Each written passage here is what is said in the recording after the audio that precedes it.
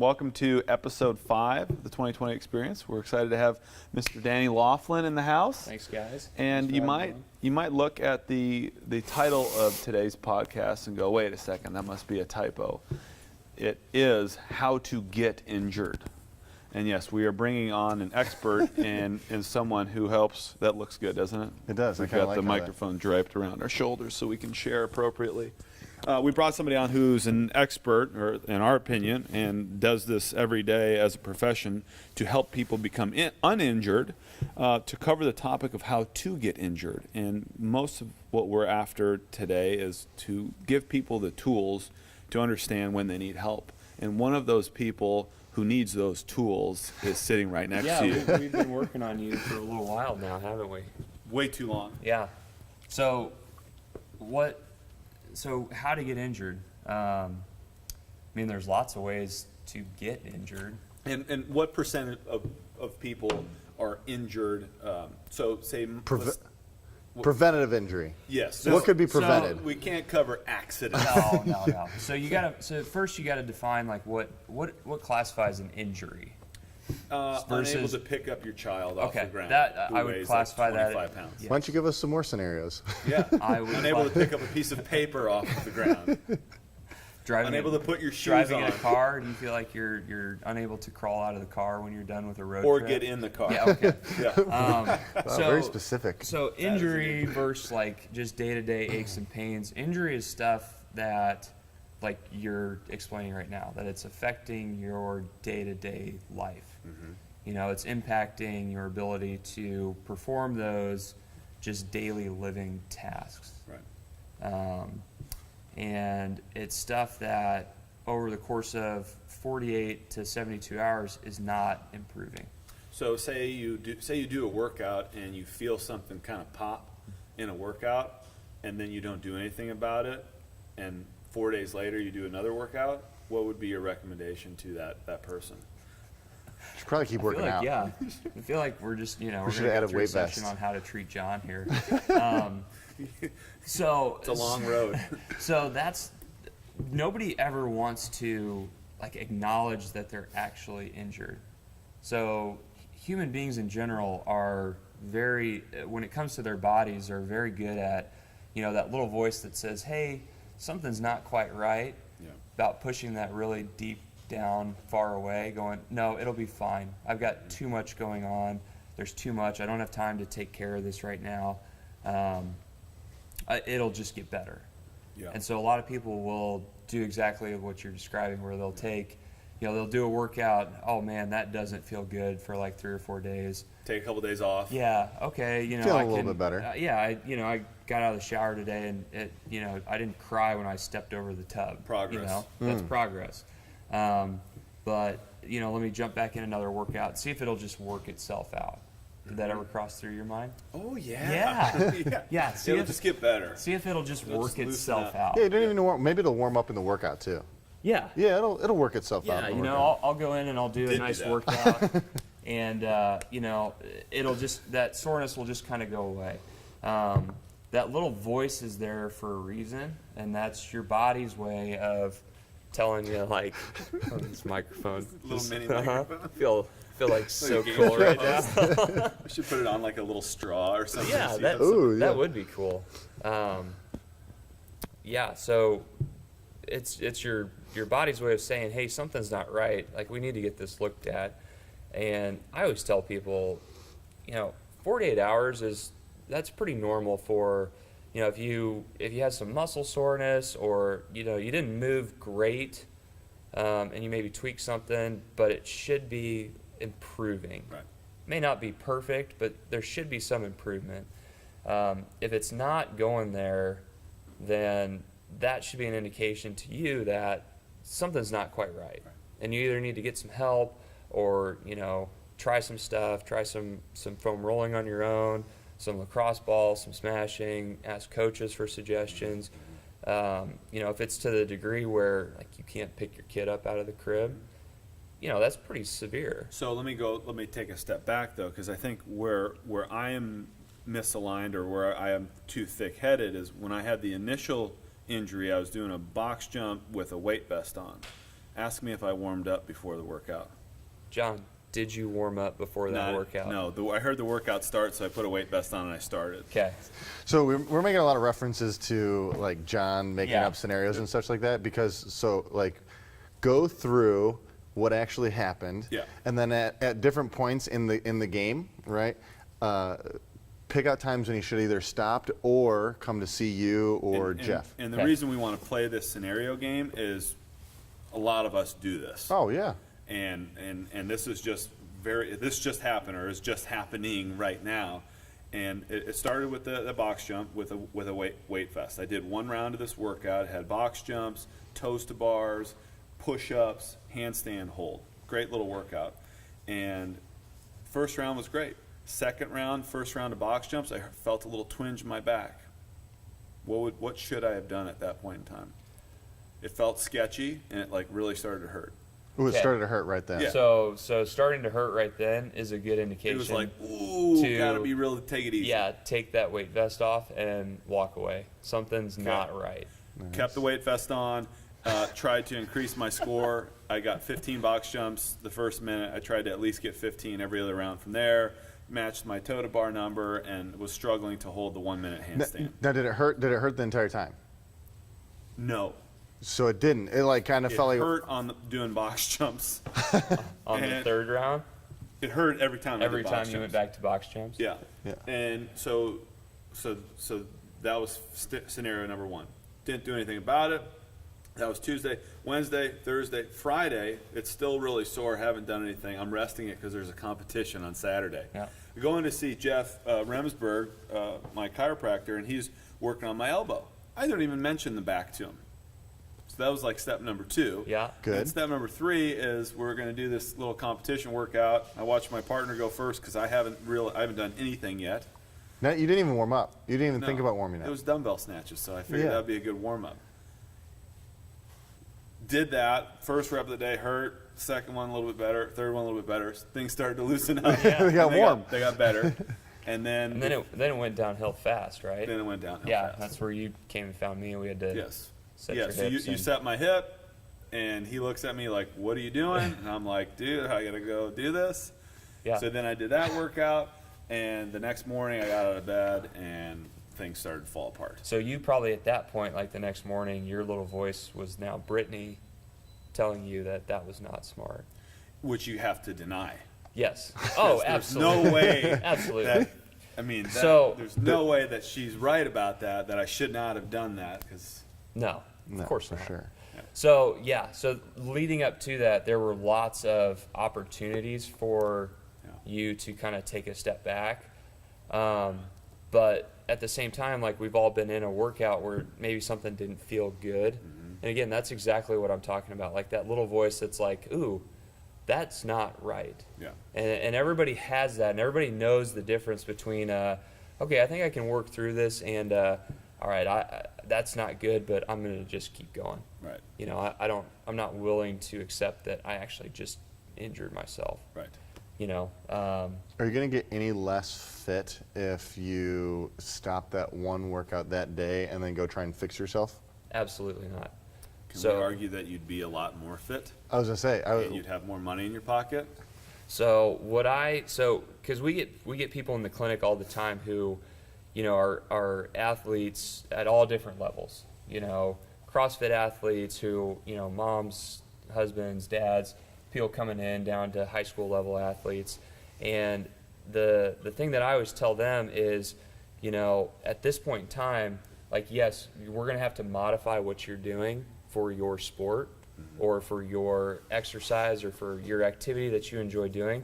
But when you are cleared to be back at 100%, my goal is to have you 10 times stronger than you were before this injury. Yeah. So you will go back and you will be doing better in terms of your lifting, your, you know, form, your mechanics, all that stuff is going to be so much better because now you're setting the stage for, you know, you're correcting a lot of these issues that left uncorrected are going to eventually pull you out of what you love doing. Right. So theoretically, like if John, so he had that happen on Tuesday, didn't feel so good on Wednesday, 48-hour mark is Thursday, he comes and sees you, could have played around with some things, said yay or nay to the competition on Saturday, and then technically we wouldn't even be in this scenario right now. Should not have been. True. Could have even, and this is again why we're having. I've got several more bullet points here of things that happened after everything I've told you about after the competition of stupidity. Yeah. So there's at each layer there's an opportunity, but at each layer there's also a compounding effect. And each time I did something stupid, it got a little bit worse. And then it got a little bit worse, and it got a little worse, it got a little bit worse, and it got to the point where 2 weekends ago, or a weekend and a half ago, I literally could not, like, put my socks on. Like, Brittany put my socks on, which is not a comforting thing when you're, like, a pretty able-bodied person, generally. So, you know, I look at each of those layers as opportunities. If we would have caught it, or if I would have been smart the first time, it might not have been an issue by Saturday. Correct. If you could have showed, you know, if I would have been like, you know what, this doesn't feel right, it's Thursday, I go in and we start working on some bird dogs and some stability stuff, and you're like, dude, you don't have a right oblique, it doesn't fire, you're not stable. You need to do this before you can lift a bar. Yeah. Well, and you could still come into the gym and do all those exercises. You have to. Yeah, so it's not like, well, hey, John, don't come to the gym and not work out at all, because then people are like, well, I got to work out, right? Or make the There's excuse. people in here that do that regularly, who are seeing us over in the clinic, who, you know, we tell them and we communicate with you and tell them, hey, this person's cleared for, you know, these movements, but, you know, we also put it on them of, you know, it's not the coach's job to, you know, it's their job to keep you safe in there, but at the same time, like, you are also an able-bodied adult person, like, you're responsible for yourself. Yeah. You know, you need to know what your limitations What you are. feel. We don't know what you're feeling. Exactly. We can see how you move, but But we don't know what you're feeling. We can't, you know, only you know your body that well. You know, I had a mentor who, you know, we had a pretty in-depth conversation about this, because we always talk about, you know, how much easier it is to fix somebody when we get it pretty quickly. yes. Like within that first week or two. You know, that's drastically different. You know, normally by the time they're getting into my office, they've either had a surgery or, you know, it's been, you know, in their, you know, history, it's, oh, I've had this pain for, you know, on and off for 3 or 4 years. Okay, in my head I'm going, okay, well now, you know, if they're coming in for, you know, I've got shoulder pain on and off for 3 or 4 years, I'm going, okay, so now we got to look at the other hip, we got to look at their low back, we got to look at how their thoracic spine moves. So it's Because this they're trickle, compensating. it's this trickle down effect of when something in your body is not working correctly or pain is present, the body does not voluntarily move into pain. You gotta run away from it. Absolutely, every single time. And that just creates a slew of compensations that then, you know, if you're trying to get somebody back to being able to, you know, support an overhead position, you know, that's so much more work on the back end versus, you know, you coming in or even just doing a little consult with somebody and saying, hey, you know, can you take 15 minutes and give me a shoulder program? Yeah. You know, give me something that will help build some strength in my shoulder so that I can hold this overhead. And, you know, usually some of that stuff will jump out at you and you know exactly what to correct. Right, because I think most of us are, or a lot of us are potential train wrecks waiting to happen. Yeah. And I think one of the things that, you know, people will say about CrossFit is you're like, if you do it, you're going to get hurt. And I say, well, things are going to get found out. Yeah. So yes, I've been injured, but it's also been a harsh dose of reality that I have some issues, and they came out. Oh, yeah. Yeah. You know, I should be able to come in cold and be able to do box jumps with a weight vest on. Should be able to. And in all defensive CrossFit there, that's not specific to CrossFit. Yeah, that's right. You know, that's not, you didn't injure yourself because you came in and you did CrossFit. Like you came in, I see just as many injuries from, if not more, from yoga, Pilates, you know, other stuff like that, because the foundation of it is, you know, you came in and you were tight and you didn't move well. And that could carry over to, you could have been picking Duke up out of his crib and done the exact same thing. Right. You know, you really have to like pay attention to, the foundations of your movement, and coming in cold and unbalanced, and looking at stuff of, I think you told me in your history, I've had back stuff on and off for a couple of years, and right? I know and the last time this happened, I know which side of my back it was, and I know that my hips are off, and and so every time you have that injury like you've experienced this time, it just gets a little bit worse, and it just gets a little bit worse, and then it gets better, and it gets better, and then it's like, okay, great, it got better. Move on. Let me move on, and then the next time it's like, oh crap, okay, now I'm down for 2 weeks instead of like 2 days. Right. And then the next time it's, okay, now I'm down for a month, or now I'm going in for, an epidural injection, Right. Something like that, where that intensity of the injury just continues to escalate. Right. And what kind of losses? Oh, I mean, you experience. So say could have been out 2 days. yeah, and then It's been a month. yeah, and then but you haven't been able to work out for that month, or every time that you have, you've just Blown it up even more. Worse. Yeah, so then you're just increasing that time outside of the gym, and it's not like you didn't go see him yet, so you weren't doing your homework yet.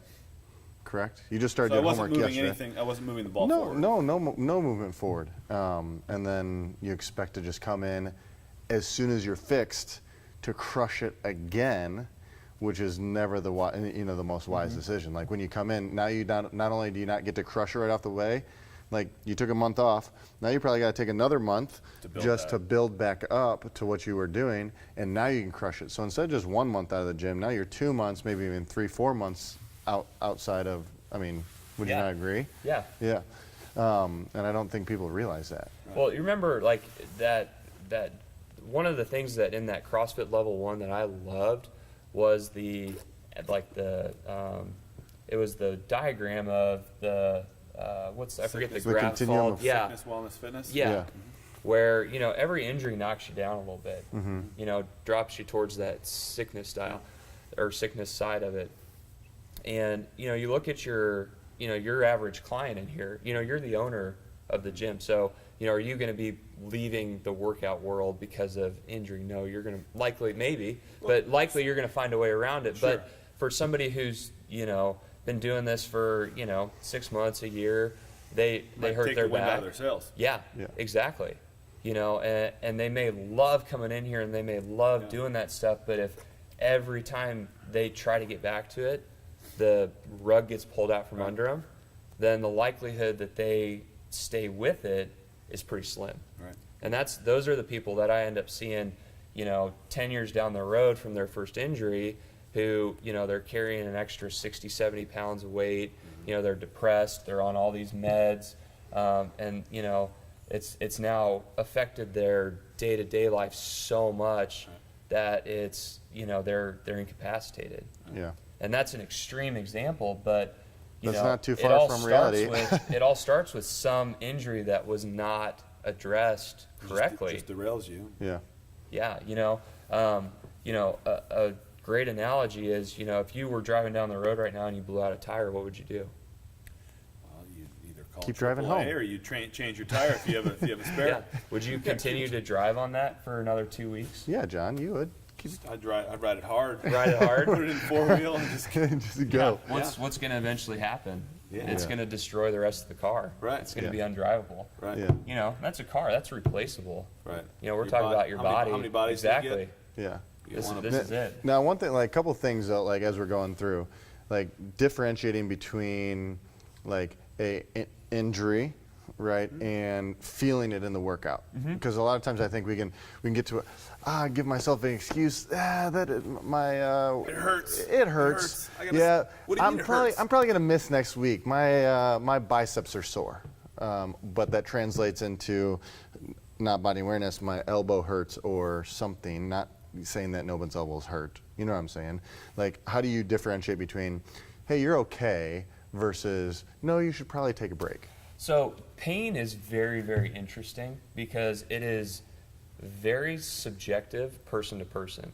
And that doesn't mean that like Jeremy's pain is more, like if he says I'm at a 7 out of 10, that's more intense than my 7 out of 10. Like pain does stuff to people and everybody has a different pain tolerance. Yeah. And so a lot of times, like what you're describing is people have maybe never felt that before, and so Like it their lungs scares burning, or them. their legs burning, or their arms Yeah, burning. and so Yeah. it becomes very scary. It Yeah. provokes that, fight or flight response Right. of, oh my gosh, am I hurting myself? I don't want to be hurt. Yeah. And so the more you do, the more you become aware of your body, and the more you understand like what just general soreness is. And we try to teach that all the time. Like I always tell people, nothing I give you should hurt, but hurt is different from sore. Yeah. Soreness is, it's gone in 48 hours. Yeah. Or if it's a really hard workout, like carrying 150 wall balls. I hear people talking about their Gonna quads make it- all the time. You're gonna be sore. You're gonna probably be sore for like 4 or 5 days. Yeah. But that's because that volume is significantly higher. But it should be gradually improving. Right. Like day 5 should not feel like 24 hours after doing that. Yeah. It should be, okay, come in, move around. Yeah, it's feeling better. Your body's not giving you that red flashing light of, okay, something's not right here. Yeah. And so there's no definitive way of saying, take a day off, or I would say, if you're questioning whether or not, you should come in and do a workout, like come in and just move. Do whatever Yeah. you want. Like movement, if you're really sore from a workout, movement is what's going to get those muscles pumping and move that lactic acid out of there. That's what's making you really sore. And the more you can condition your body to get rid of that stuff faster, the more your body starts to figure it out. Yeah. The less and less sore you get from those workouts. So, especially for people who are just kind of getting going on the workout front, movement is going to be better for you than just saying, oh my gosh, I am so sore, I'm just going to take this whole week off. Yeah. Well, You can take this week off from the workouts, but come in and row or bike. Well, I can Yeah. tell you from experience what it's like to take the week off, and it sucks. You feel Yeah. terrible. You just Yeah. get stiffer. Like your joints just start to get stiff. My legs Yeah. are sore for no reason. Yeah. Everything just kind of settles. And you probably eat perfectly while you're not here. I have been. I mean, well, I have to. I have to.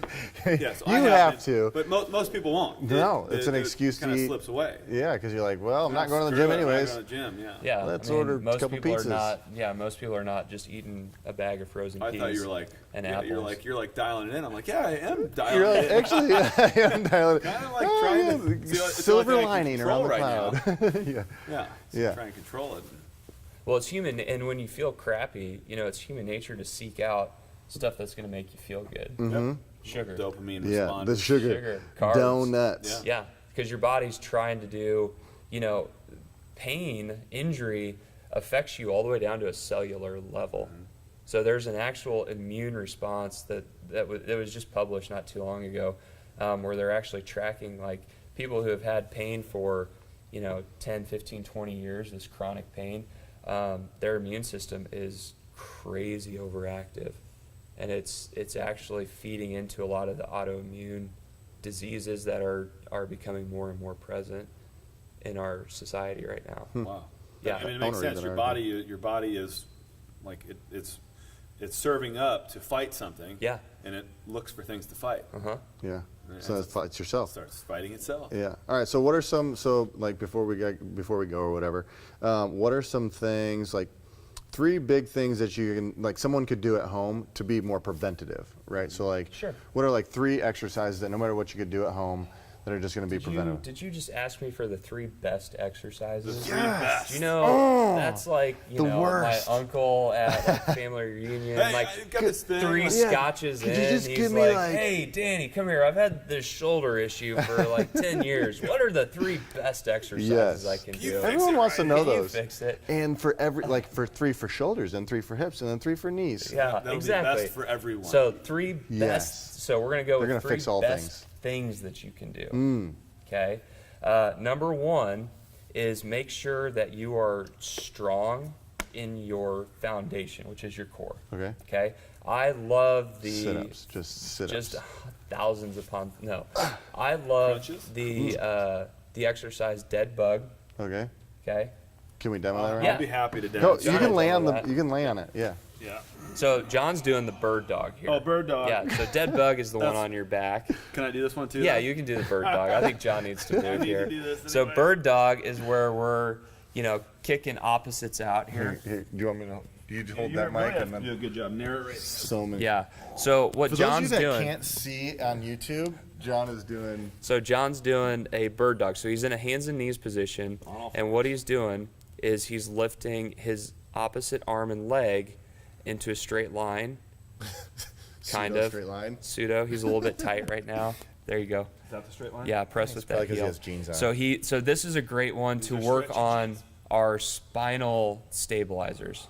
Okay, so this is one that the CrossFit movements are all huge on developing a lot of power, but they've done studies on this and they actually bypass these little local stabilizers. So when you move through a deadlift with heavier weight, it moves right past that. So bird dog is a fantastic exercise just to get kind of a reference of where you are. The other one is the dead bug, where if you Want me to lay lay on my back? yeah, we'll do you. So lay on your back Watch out here. for Kill Cliff. Don't spill the Oh, we're Kill sponsored by Cliff. Kill Cliff Yeah. today. Yeah, Sponsored. fantastic. And smart water. And smart water. What kind of microphone is that? Okay, so dead bug is if you're laying flat on your back, both knees up in the air, both arms pointed towards the ceiling, and then what you're going to do is, again, opposites are going to move together. Okay, and you're going to try to keep the other limbs perfectly still. Yeah. So the goal with this one is as your leg is extending, as your arm is extending, your spine does not lose contact with the floor. Okay, and this is surprisingly hard for a lot of people. Okay, what happens is as they extend the leg, a lot of times that low back starts to lift off the ground. We end up with that arch, or the rib cage rises as the arm comes up overhead. So this is another good one that's kind of a how's your core, how's your foundation? How much of that should I do? I typically on a day to day, like at least 20 to 30 reps of both sides. Until what? Until it's not hard, Until it's not hard. Gotcha. So until you're able to handle which it. is never. So that means Which is you have to never. just do it forever. Yeah. And then I could wear ankle weights and wrist weights, right? No, that's no. Don't do that. Okay. Definitely don't do Good, that. good, good. All right, cool. So 1 and 2. 1 and 2, go until it's hard. So the bird dog and the So foundation stuff, Core. core. So 2 exercises for core. Third one of my favorites is the inchworm. all right. Everybody says my hamstrings are so tight. My hamstrings are tight. My doctor told me my hamstrings are tight. 99% of people do not have tight hamstrings. They have overactive hamstrings and they have tight sciatic nerves. And that nerve tissue is what mimics hamstring tightness. Yes. So waking up and going to bed with an inchworm will drastically decrease if you have calf and heel pain in the morning. And Jeremy's just like, oh my God, Wait. how does he know this? Yeah, no. I'm just laughing about other things. Go ahead. Okay. Heel pain in the morning, if your back's tight in the morning, if it takes you a little while to be upright in the morning, inchworm is a really good one to just start adding into your day-to-day life. Cool. So walk me through an inchworm. Okay, so come down into a plank position, top of a push-up position. All right. Okay, what you're going to do is you're going to walk your feet up towards your hands, trying to keep the legs straight. Okay, until you start to feel a pretty good pull down the back of the legs. Good, and then you're going to walk your hands out, Back into a plank. back into a plank. And then for purposes of space management, now you're going to walk your hands back towards your feet. If you only have a 6-foot area. If you have a to 6-foot do. area to do inchworms, and then walk your feet back out. Good. Okay, same thing. Around for those maybe 10 walks each direction. Yeah. You could do those every day. Yeah, absolutely. Every day. And the bird dogs and the. Yeah, Dead bug? that stuff is not. You're not going to overtrain with that stuff. That's more what we call in my world motor control. Yeah. Like just reinforcing, hey, these muscles need to be active on a day-to-day basis, and it's also a good check to see how you're moving. So you guys, Well, I think because we have a lot of opportunities to fall off. yeah, So like, say you're coming in here and you're crushing it and you're doing all the movements and whatnot. Well, then you go and sit at a desk all day, and then you sit like this, and then you sit at a game, and then you sleep weird, and then you come in and expect everything to be there that was there yesterday, and that's not always the case. Well, and even just in your training, those exercises will change on a daily basis. Right. You know, if you come in and you crush a heavy deadlift workout, that inchworm's going to suck the next morning. Right. Like it's going to be tight. Yeah. Versus 2 days later you're like, oh my gosh, I think I've mastered this inchworm, and then you go back to another deadlift work. It's same with the bird dogs. If you come in and you do a heavy pull-up day with lots of lats, that's not going to be easy to stabilize the next day. So your body there's never an end state of managing this stuff. Right. It's just constant maintenance. Yeah. Which that's what we do in here. It's like there's the carrot will always be out in front of you. There's always room to grow, and I think there's no excuse to not grow, your stabilizers with your fitness. Yeah. Wow. Especially if it's something that you can do every day. Yeah. I mean, Easy. No. You can do your morning routine like that. Yeah. Right. And then one other thing I wanted to cover is so we talked about the time, we talked about the impacts on your training. What about the money? What about the cost of being injured? So we talked about how to get injured is basically just be stupid and pretend you're not injured for way too long. Well, now talk about the cost to fix the person after a month. This is only a month. Imagine if this went on for years. It's catastrophically higher. What if you get that person after that little twinge? So this is a little plug for physical therapy. I'm going to do a shameless plug here. There was a study that came out last year that when people with low back pain were referred to a physical therapist before a physician, the overall cost of medical expense was $20,000 cheaper. $20,000 cheaper. Okay. Now that also so Decent. that also and that's not knocking physicians at all. I'm not There's saying a time and a that. place. But it's when you go into a physician's office, they're going to do X-rays. Okay, if it's pretty severe, they're going to order an MRI, and then they're going to put you on pain meds and muscle relaxers, and then eventually, they'll refer you to PT. Yeah. And so what happens is when we get somebody first, a lot of times that cuts down on the X-rays and MRIs and things like that. And so, and again, I'm not saying anything negative about physicians. I'm just stating, reiterating that when we get it pretty quickly, we can tell whether it's something that, and chiropractic too, we can tell that whether it's something that's going to be easy to fix, or if this is something that's like, okay, no, we need to have you go see your doctor because we now need all that testing. This is not appropriate. Yeah. So whether they come to you before the physician or after the physician, they're still going to come see you. And I think if we take now it's CrossFit plug time. So now if we take a step back from that, so say we have somebody come in and they're like, man, my quads are really sore after that workout. We'll say, okay, here's a stretch, here's a couch stretch. Go do that. And probably 99% of the time they get better from that. Yeah. But if we find after a couple of days, hey, it's been a week, it's still not getting better, then we're like, okay, we need to level up. They need to go and talk to a professional. Yeah. And I think that's what we want to educate people on is that pecking order of we can show you the stretches, we can give you some myofascial stuff that you can do on your own, whether it's a foam roller or a supernova, you can floss, but at the end of the day, and I'm a perfect example, I kind of know a little bit about the body, and I couldn't figure out what's going on here. And so everybody at some point in time will need to level up, and I think that is the next level, is seeing a professional as yourself before you start popping pills and you could get X-rays and MRIs, right?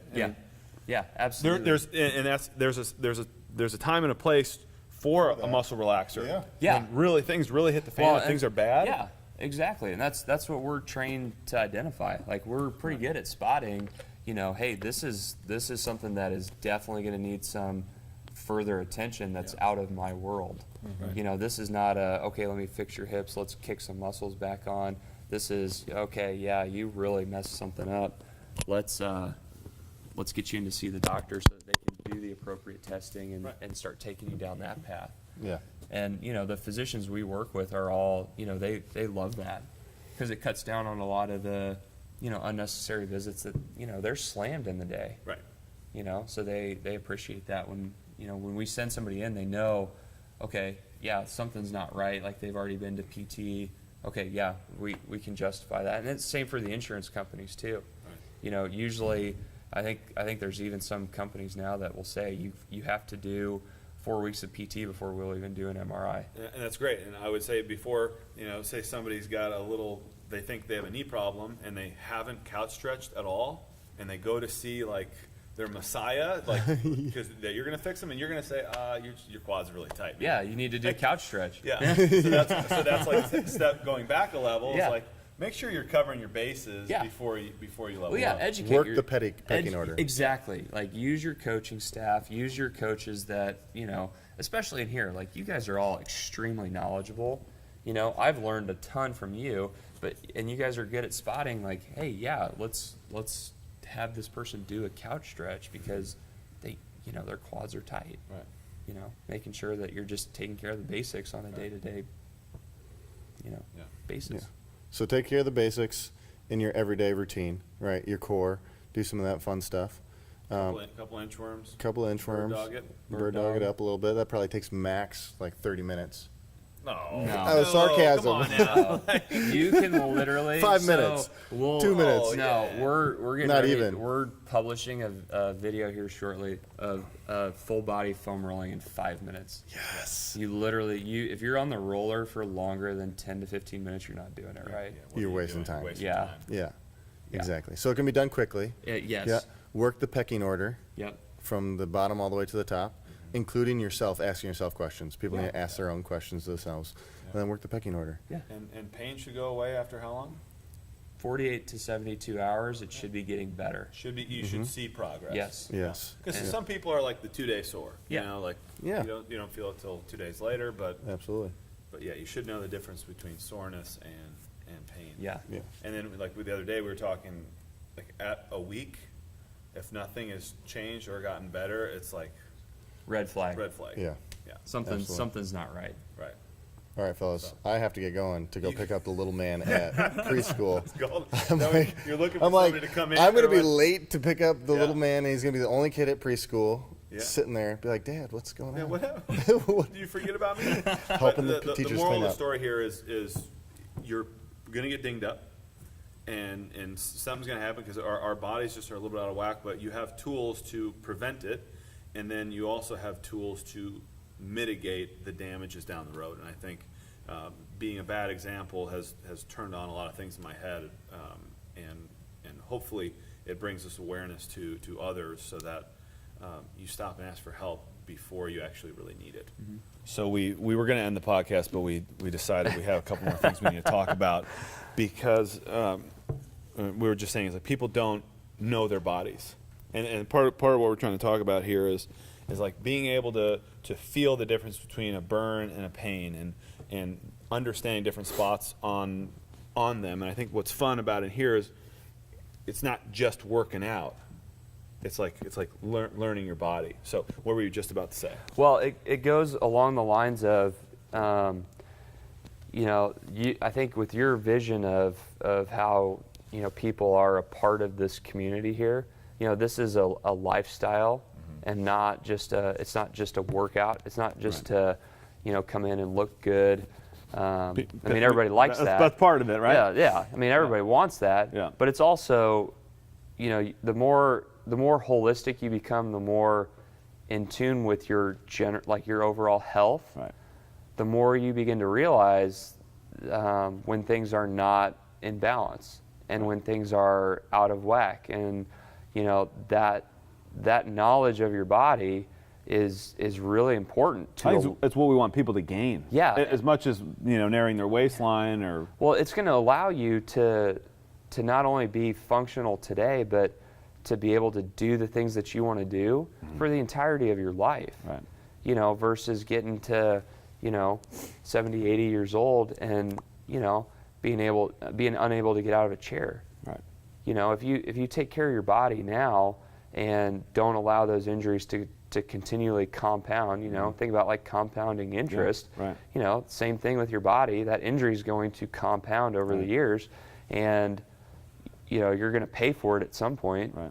Why not address it now so that it's not going to be an issue, Right. you know, later on in life? So how do you get somebody to think about?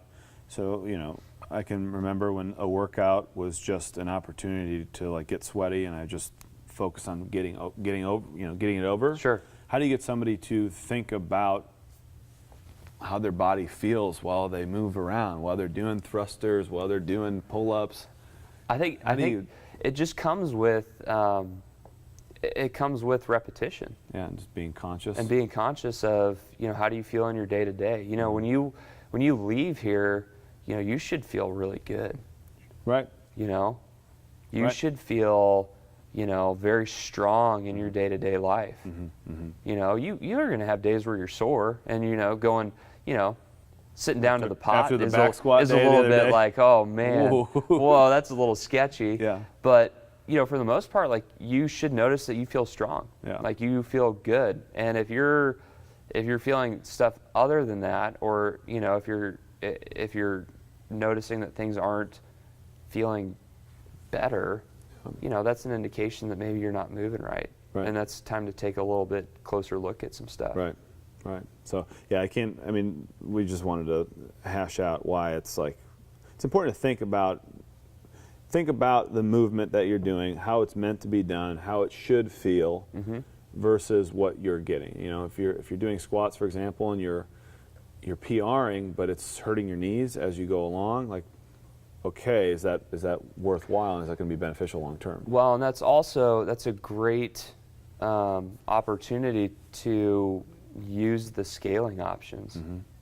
You know, there's a lot of people that really want to RX, and they love that, you know, putting your name on the board and clicking that RX button.